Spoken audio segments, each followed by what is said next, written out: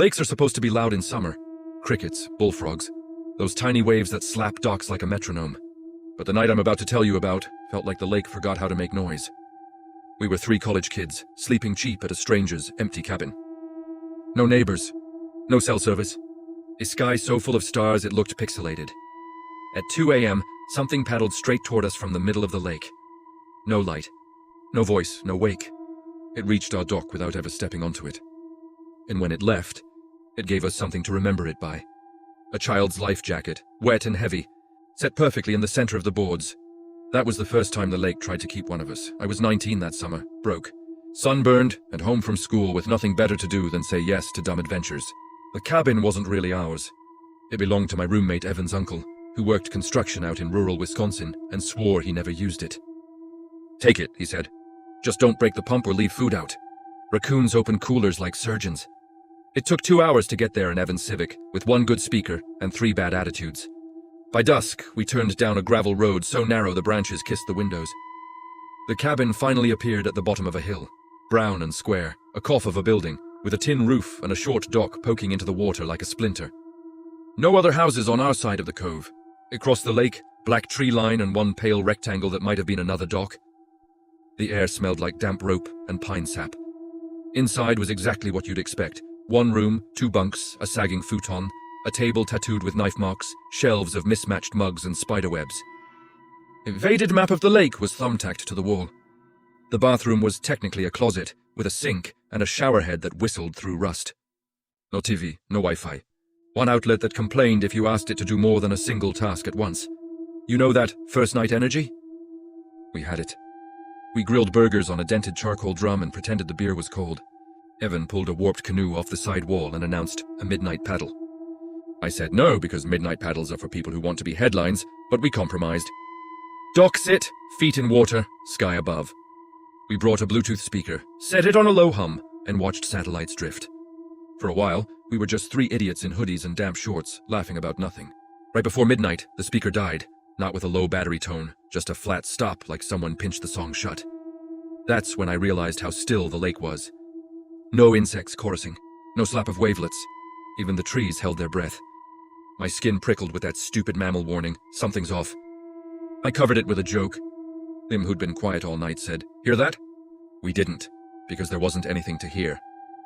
He added, "Exactly, we should have gone inside then." We didn't. Evan poured the last of a beer into the lake, said cheers to the fish, and flopped onto the dock like a starfish.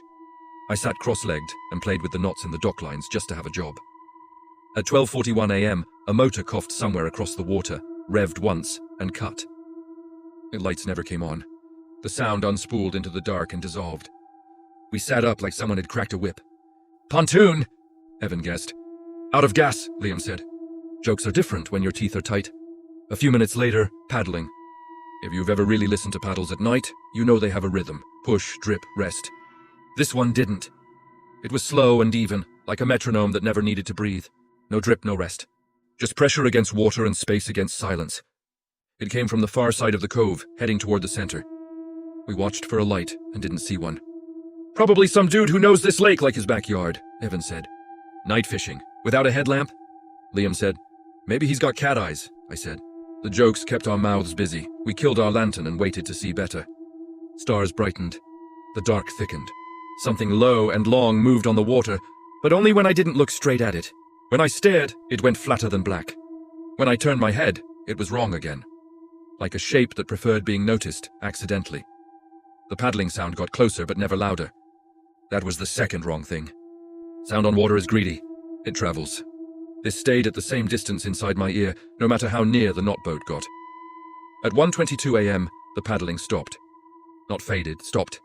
We sat with our fingers crooked on the dock boards, listening so hard our skulls hurt. The water by our toes didn't move. I could smell something that wasn't lake anymore. Old plastic, maybe. Sun-baked rubber.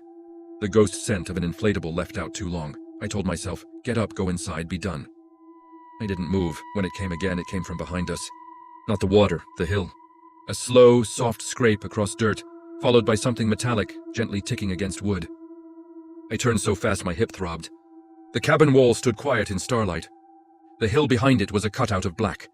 The scrape came again, inside the soundless night. followed by a little intake of breath that wasn't mine. Liam whispered, "Nope," and stood. Evan said, "It's raccoons, because raccoons make sense, and we were hunting for sense." I swung my light uphill and caught something reflective at the tree line. It flashed and was gone. Eyes, a can. A trick? I killed the light. We all pretended not to have seen anything. Back on the water, a lantern flared on the far shore, one of those metal camping ones with a mantle that glows like bone. It moved left, then right, then held steady at a point that drew a straight line to our dock. "Neighbor," Evan said. There were no neighbors. We knew because we'd walked the path the afternoon before. No driveways, no mailboxes, just woods and water and trash left by kids who'd thought no one would find it. The lantern's glow shivered, but didn't bob like steps. It was as if someone held it perfectly level while the air shook around it. The light went out. The paddling resumed. "Inside," I said. "Now." For once, nobody made a joke. We slipped into the cabin without slamming the door because loud noises felt like invitations. Inside, air had cooled a few degrees. Our breath fogged the window when we leaned to look. We left the lights off and let our eyes adapt. The dock was a dark tongue. The lake was a remainder of sky. The paddling sound approached and then repositioned itself, not right at the dock, not far, just adjacent, like it didn't want to be seen but wanted to be near. A small wave lifted and lowered the end plank. I think my heart did the same. From the left, a different sound, a tiny bump like a bottle kissing wood. Then a second. Then nothing. Evan whispered, "You see it?" I didn't. That was the worst part. You can fight a bear you can see. You can't fight subtraction. We waited a long time. Minutes stretched like gum. Every low creak became a message. Every message meant one of us would have to decode it. Nobody volunteered. I checked my phone out of habit, no bars. The time blinked 2:03, then 2:03 again, then frozen. I rebooted. It came back at 2:04, as if time had shrugged and agreed to continue. "Bathroom," Liam whispered, "because fear makes you need dumb human things." He took the flashlight and opened the door to the closet shower. The beam washed a rectangle of tile and a shelf of ancient shampoo. He turned the tap to make noise, maybe to drown out whatever lived outside. The shower whistled like a kettle, water rusty for 3 seconds before clearing. He let it run. None of us liked the idea of dark water left standing in the pipes. The cabin had exactly 2 windows, the big one that stared at the dock, and a small one over the sink that stared at the hill. While Liam was in the bathroom, I drifted to the sink window and lifted the edge of the curtain a hair. Pine trunks stacked on pine trunks. At first nothing. Then a ripple of shadow between 2 trees, the suggestion of a taller dock. I held the curtain and stopped breathing. The shadow didn't move again. When I let the curtain drop, I saw my own face float over the night like a stranger's. The shower squealed off. Before he even opened the door, Liam whispered through it, "Guys?" "What?" we both whispered back at once. "Do not freak out," he said, which is human language for freak out. But the shower curtain had a handprint on it, little, like a kid put their hand there covered in mud. Evan laughed because sometimes that's the last bridge before panic. "Moisture," he said. "Your own hand. Condensation makes prints look small. He wanted the world to follow rules." I loved him for it. We huddled by the big window again, 3 faces in a row, our breath making a single fog. The dock sat empty. The paddling had stopped. We could hear something else now, faint and wrong, as if from underwater. A low breath. A slow syllable trying to climb. I moved closer to the glass, and the sound turned into pressure in my ears. Evan whispered, "We should check the dock." That sentence, Liam said, is how headlines happen. But staying was worse. It felt like sitting in the audience of a play that had turned and noticed us. I grabbed the heaviest thing within reach, a cast iron pan, and we stepped outside as if we were sneaking up on our own front step. The night took us back like water takes a foot, covering without permission. The dock creaked once under our weight, and then settled. Old wood pretending not to notice the new load.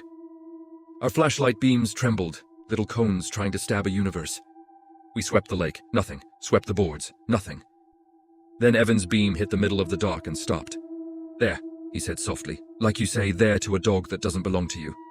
It was a child's life jacket. Yellow foam, faded blue straps, 1 buckle missing. Wet, as if freshly lifted from water and set down with care. A string of green algae clung to the shoulder like hair. We didn't touch it. We didn't move. The lake didn't move either. The first insect since midnight buzzed drunkenly around my ear, and the sound was so normal, I wanted to cry. Behind us, up on the hill, the metallic ticking came again.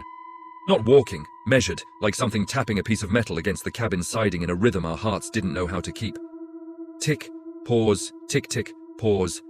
A pattern built to be learned. None of us wanted to learn it. Inside, I said again. Now. We backed away from the life jacket without turning our backs to it because we didn't know if it knew about backs. The cabin door stuck. It always stuck. In my memory, it stuck longer that night. We got it shut and shoved the table against it the way city kids think barricades work. Ivan found a box of wood screws and drove 3 of them into the doorframe, like that could anchor the moment. Liam stood in the middle of the room with his hands empty like he'd forgotten what hands did. We return it, he said suddenly. The jacket. Put it in the water. Maybe it's not for us. Who's it for? I asked, and instantly hated myself for the question. The lake, he said, and I hated that answer more. The ticking on the hill stopped. The paddling resumed, not approaching, but tracing a circle somewhere beyond the edge of our listening. Like a shark that had seen us and chosen patience. We heard the tiniest wave slap the lowest dockboard, once, then silence again. A minute passed, then another.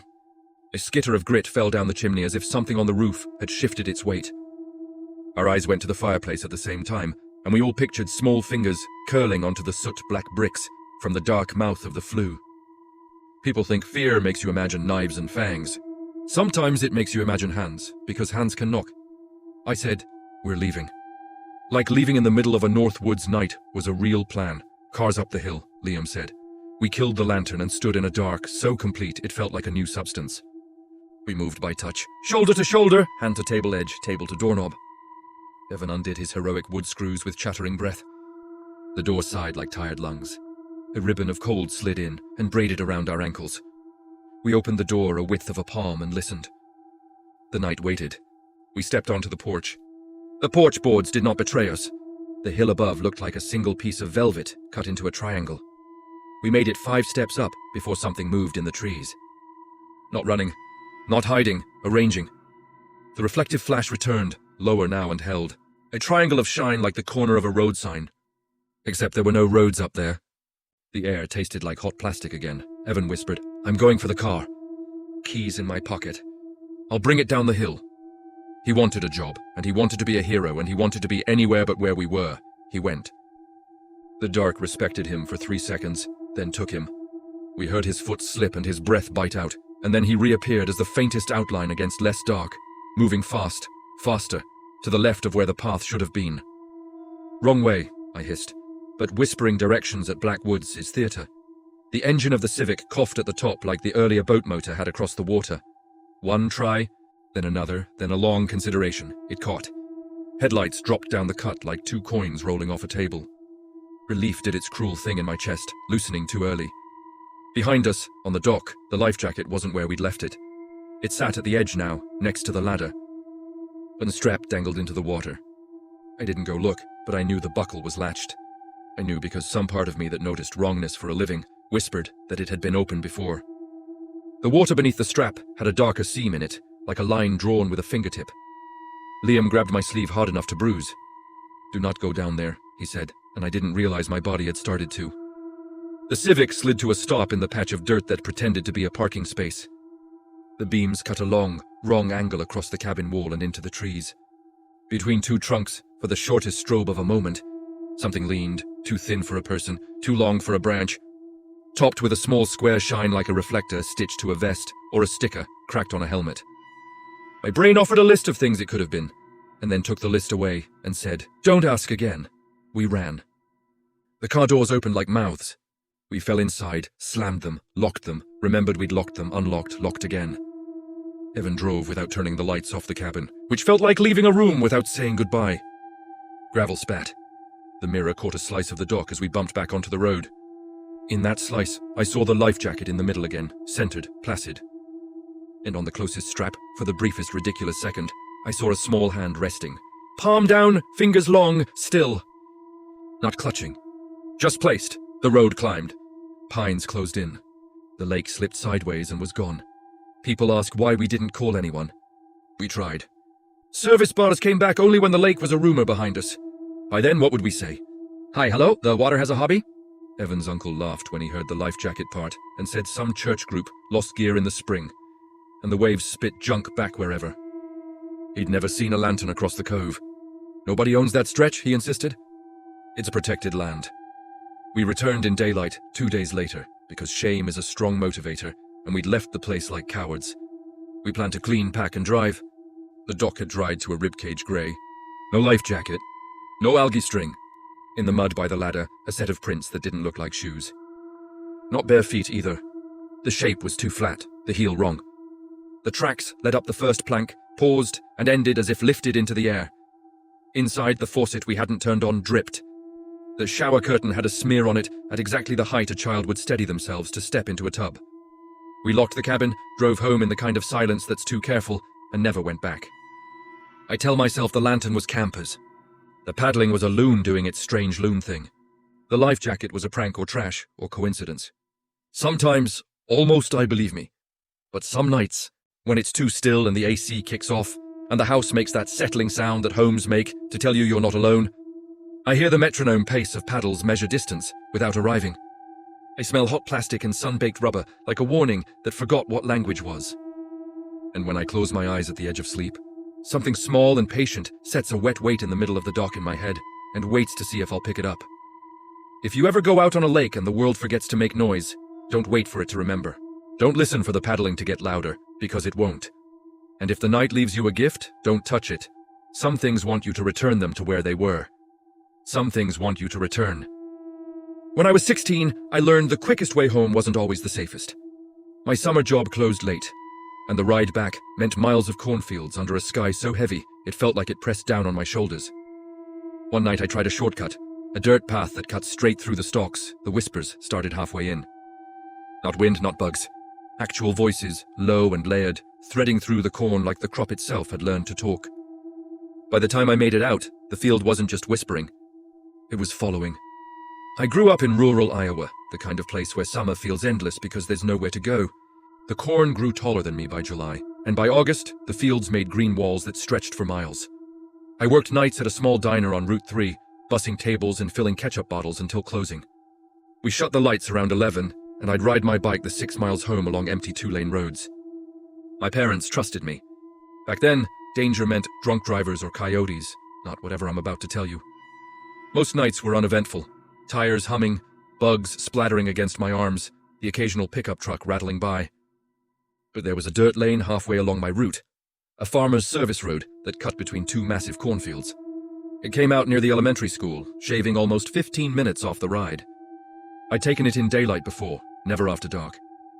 One July night, thunder rolled somewhere far off, the kind that feels more like a stomach growl than weather. I wanted to get home quick before the storm broke, so I decided, for the first and last time, to take that shortcut. The moment I turned off the asphalt, the air changed. The paved road had carried a little breeze, but inside the field, the air was thick, wet, almost syrupy. The only sound was my tires crunching gravel and the chain clicking as I pedaled. The corn rose on both sides, forming a tunnel. The stars disappeared. At first, it was just too quiet. Then about 5 minutes in, I heard something else. Not wind through leaves, not an animal. Whispering. Faint, but definitely words, like someone just ahead of me was telling a secret they didn't want me to hear. I stopped pedaling. The whispering stopped. The night waited. My first thought was other kids, maybe someone from town messing around. But the longer I stood, the more wrong it felt. The sound hadn't come from ahead or behind. It had come from everywhere. Both sides, inside the corn. I told myself to move. The faster I got through, the sooner I'd laugh about it. I pedaled again, harder now, sweat slicking my shirt to my back. The whispering came back, louder, overlapping voices. Not one person, many. A dozen, maybe more, all murmuring at once in a rhythm that rose and fell like breathing. I tightened my grip on the handlebars and tried not to listen, but I swear some of the words came through. Stay! Turn to mind. I glanced sideways into the rows. My headlight caught green walls and nothing else, but the stalks moved, not in the breeze, not natural. They bent in a straight line, keeping pace with me. Something crawled parallel, 10 feet in, unseen but tracking. That's when I lost it. I dropped into full sprint, pedals clanging under my sneakers, chain rattling like it would snap. The whispers grew urgent, tumbling over each other, and the corn shook on both sides, as if the whole field had decided to run with me. The dirt path seemed endless. My thighs burned. My vision narrowed. The whispers blurred into a hiss so loud I could feel it in my teeth, then light. Ahead, the path spat out onto a paved road, the glow of a lone street lamp by the school. I shot out of the corn like a bullet, swerving onto the asphalt and nearly eating pavement from the speed, and instantly, silence. Behind me, the field stood still. No shaking stalks, no whispering. Just green, waving gently in the non-existent wind. My bike coasted under the street lamp, tires humming, and I realized I was crying.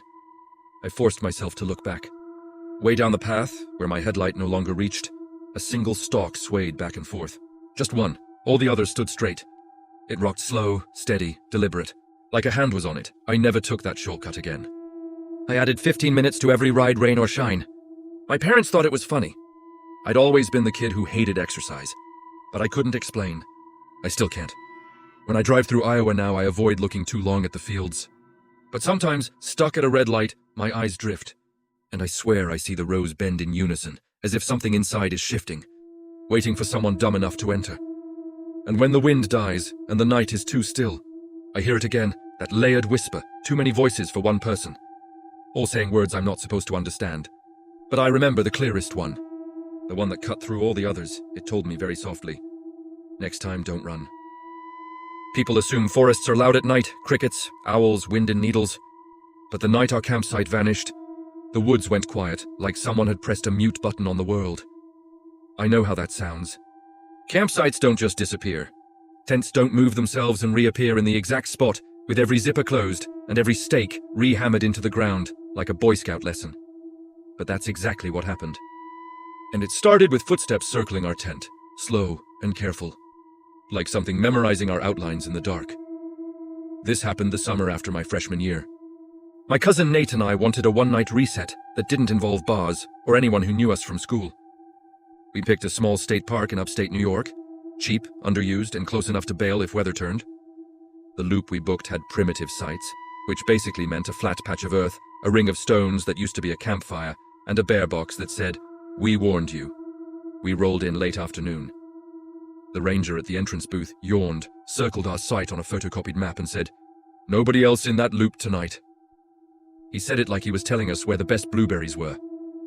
I smiled and pretended I wasn't already imagining the headlines. Our site sat under tall pines. Sunlight came down in columns like something holy. The ground was that soft mat of old needles that smells like Christmas rotting. We pitched the tent, two-person dome, orange and grey, and did the whole ritual. Shake out the fly, thread the poles, get mad at the poles. Swear you'll label the bag next time. We stacked wood, filtered water at the pump, and by dusk had a small fire going. The trees blackened, and the air cooled just enough to turn our breath into little ghosts when we laughed. We ate cheap hot dogs and told the kind of jokes you only tell people who have known you since you had braces. Around midnight, after the fire collapsed into a low red bowl, we crawled into the tent. The forest outside sounded normal. Frogs down near the creek, something small rustling in leaves, a late owl doing its one-note question. I fell asleep to the ticking of the cooling fire ring. The stones actually ping when they shed heat. It was the last ordinary sound I remember. Nate woke me by whispering my name like a secret. Hey, you hear that?"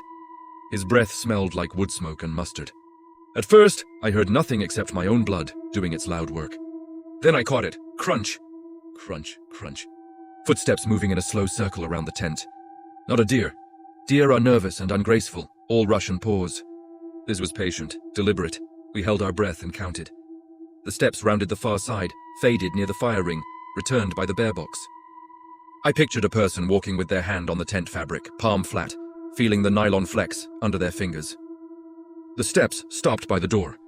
We waited for the zipper to move. It didn't. I fumbled for my phone. 1:31 a.m., no service. The little SOS icon sat where bars should be. I typed a text to no one, someone's out there, and watched it fail to send. Nate whispered, "Say something." I whispered back, "Like what?" and immediately wished I'd said nothing. He unzipped the flap 2 inches and peered out. "I don't see," he started, then cut off.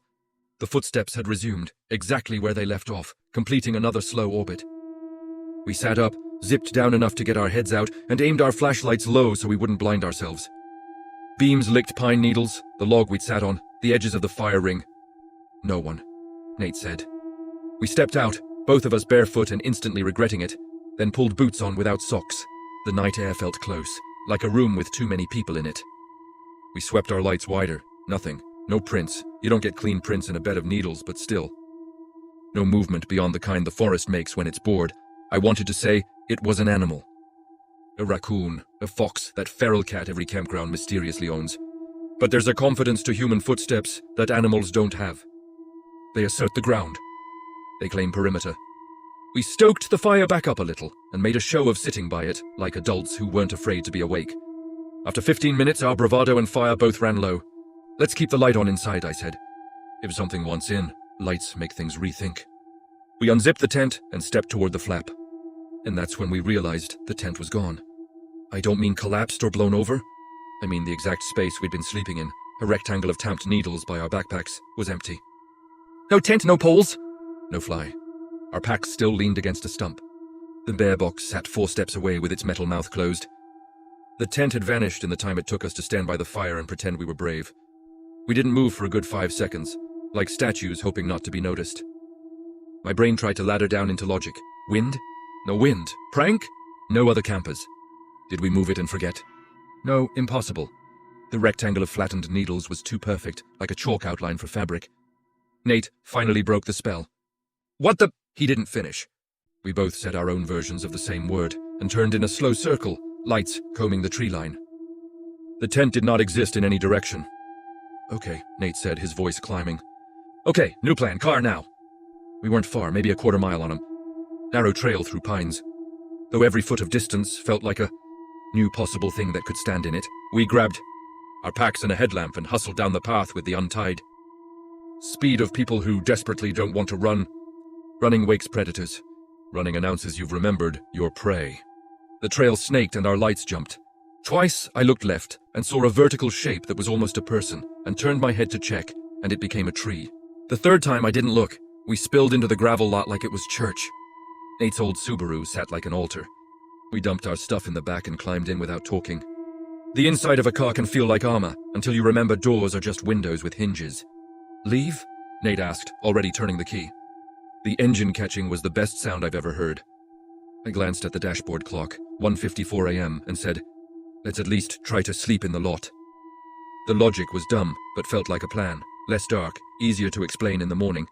Fewer trees, pretending to be people. We reclined the seats and did that ridiculous pretend sleep you do in a car, where every muscle in your neck shouts about mistakes. Outside, the forest hummed again. Like the earlier silence had been a pause to listen, and now the world felt safe, making noise. I told myself we'd hallucinated the footsteps. A panic makes time weird. That the tent hadn't vanished. We'd confused the clearing. People sell themselves kindness like it's medicine. I woke to light. Not dawn, headlights. They swept across the treetops, then the gravel, then our faces, making us squint. A truck turned slowly into the lot and found a space far from us. The engine cut. Doors didn't open. No one got out. We sat up and tried to look casual, which in a locked car at 2-something in the morning means we looked like suspects. Ranger? Nate whispered. Poachers? I whispered back, because whispering felt like the only volume that didn't invite. The truck idled in silence that shouldn't have existed because the engine was off. Interior lights never came on. The windshield was pure reflection. After a full minute of nothing, Nate reached for the keys to leave. The headlights flared again. No engine, no click, washed the lot, then cut. I felt a pressure in my ears like the cabin pressure in a plane going wrong. The air in the car smelled sweeter suddenly, like sap heated to sugar. A shadow slid across our back window, though nothing should have been behind us. Drive, I said. Now, Nate turned the key. The engine didn't even try. Dashboard lights flickered, died, returned with the firmness of a bad promise. He turned again, and the starter whined like a child who didn't want to go to school. From the trail mouth, back to our sight, a light appeared. Lantern bright, too warm to be LED, too steady to be a headlamp.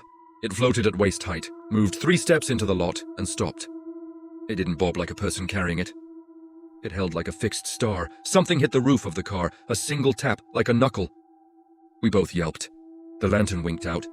The truck's headlights blasted on one last time and aimed directly into our eyes. In that glare, on the windshield, a smear appeared. 4 lines and a thumb shape sliding down together from the glass's top edge. Like a hand dragging, then everything went dark. The truck was gone. The lantern was gone. The lot was the lot again. Our breathing sounded like someone else doing it wrong. The engine started on the next try. We didn't say anything, We left the park like we were apologizing to the trees with our taillights. We made it 15 minutes down the highway before reason guilted us into turning around. "We can't leave a campfire," Nate said. It was true, even a dead ring can hide embers. Wildfire guilt is stronger than ghost fear sometimes. We told ourselves we'd be smart, drive straight to the loop, douse the ring hard, be gone in 5. The gate arm at the entrance hung open like a shrug. We rolled past the dark ranger booth and onto the park road. The forest on either side felt closer than it had an hour before, as if the pines had decided the road was a suggestion. At our loop, we killed the engine to listen. No late-arriving campers. No party a mile off. Just needles muttering to themselves in a breeze that hadn't existed earlier. We walked with our lights low to keep our night eyes. The path to our site felt longer. That's a cliché. It's also true. We stepped into the clearing and stopped because the world disagreed with itself. Our tent stood exactly where we'd pitched it. The fly was on. The guy lines were taut. Every stake was seated at the angle Nate swears by. The door was zipped. Light glowed faintly inside. Our lantern, on its lowest setting, dangling from the ceiling hook like we'd left it. "We didn't," Nate said. "We did not." He kept saying it like he was hammering a nail through the denial to anchor it. We moved closer, small steps, like the tent was a shy animal. The fire ring was dark and cold. The log we'd sat on felt damp when I touched it. Our footprints from earlier had softened into the universal footprint of a forest. I didn't want to unzip the door. I also didn't want to sleep in a car again. Survival sometimes looks like a list of bad options that all end with hoping you don't dream. I reached for the zipper. It was warm from the little lantern's heat inside. The teeth came apart easily. The tent smelled like us, smoke and sweat, and the weird plastic scent tents exhale when you've kept them in storage too long. Our sleeping pads lay where we'd left them. Our rumpled bags waited like open mouths. The lantern swayed, no breeze was making. On the interior floor, in the space between the pads where our elbows had been earlier, lay a shape that didn't belong. A circle traced in fine, dark grit, maybe ash, maybe dirt. It was perfect, compass perfect, like someone had drawn it with a tool. The circle was the size of a dinner plate. In its center, another circle, smaller. A target. This wasn't here, Nate said. Something shifted outside, one step, heavy enough to announce, light enough to suggest patience. I froze with the zipper in my hand. I had the irrational urge to close it again, as if fabric could save. The lantern inside flickered, brightened, and steadied the way a breath steadies after a decision. I leaned down and touched the outer ring with one fingertip. The grit came away on my skin. It smelled metallic, not like earth. My finger tingled, then numbed at the pad. "Out," I said. "Grab what we can." My voice sounded like someone else wearing my mouth. We yanked the pads and bags and threw them over shoulders, with the choreography panic rites for people. Nate killed the lantern, and our eyes had to recalibrate to a tent going from star-warm to cave. Something brushed the outside wall, as gentle as a palm trying to feel the fabric from the far side. The nylon bowed in a slow, considered way like breath. A handprint didn't form. The fabric just remembered pressure. We backed out, zipped without meaning to be polite, and walked in a way that wasn't running. The forest watched. That's the best way I can say it. Watched, the way a crowd watches a performance. Quiet, with collective decision. At the bear box. I stopped because the metal door had a smear at chest height. 4 lines and a thumb. Identical to the windshields. But this one wasn't sliding. It was planted, like someone had leaned and listened. We didn't douse the ring. I've apologized to the universe for it 1,000 times. We put our gear in the car. The engine started. The lot was a lot. The road was a road. The forest didn't follow, except inside the car with us, like a smell that wasn't ours. Half a mile down, Nate braked. Look. In the rear view, through the framing of the hatch glass and the V of the back road, the mouth of our loop sat like a black coin. For 1 second, a light bloomed there, lantern warm, waist height, steady. It drifted left, right, then dead center, as if aligning with a target. Then it winked out. We came back at noon with the ranger. He was new enough to still believe things were solvable. Our tent stood where we'd left it, again. Zipped, empty, tidy like a catalog photo. The circle of grit was gone. The floor was clean except for a faint, darker ring, if you convinced your eyes. We told him the short version. He told us the short version back. Kids, animals, memory. He mentioned sleepwalking, and I didn't tell him I'd slept with my boots on. He filled out a report on a clipboard with a pen that didn't want to write in humidity. He asked if we wanted to file a vandalism complaint. I looked at the tent, and at the line of pines, and at Nate's face, which looked like it had aged enough overnight to need a new license photo, and said no. Who would we be complaining against? The forest? The idea that sometimes things move when watched? We broke camp with the careful speed of people eager not to do it wrong a second time. Stakes stuck like teeth. The fly fought. The poles wouldn't find their sleeves. We finally forced the whole mess into the bag, like shoving a sleeping animal into a carrier. On the way out, the ranger told us to come back in fall when the leaves turn. He said the light in this loop gets beautiful around 5. I believed him. Beautiful things aren't safe. That's part of the trick. Back home, I set the tent bag in my closet and shut the door with a soft click. Every time I open that closet, there's a half second where I expect the bag to be on the other side of the room or sitting open with the poles laid out like bones. It never is. It sits exactly where I left it, patient as a hand on the other side of nylon. We still camp, sometimes. We pick busier loops now, with neighbors whose laughter we can dislike. We double-check the fire. We triple-check the zippers. We listen at night with a new kind of ear. The kind that knows footsteps don't have to leave prints. When I wake at 1:31 a.m., I listen for the slow circle around my bed and count to see if it completes. On quiet nights, in that nowhere hour where houses pause, I swear I hear fabric bow under a palm. If the air smells too sweet, I sit up. And if I ever see a warm light floating waist-high at the edge of a parking lot with no one to carry it, I won't wait to see if it aligns. I'll leave, and I won't look in the mirror to watch it do the same, because some campsites come with a map you can't read. In some nights, the forest decides where things belong. That night, it decided we belonged in the car. The tent belonged in the clearing. And something else, something patient, something polite enough to knock, belonged in the space between them. It still does.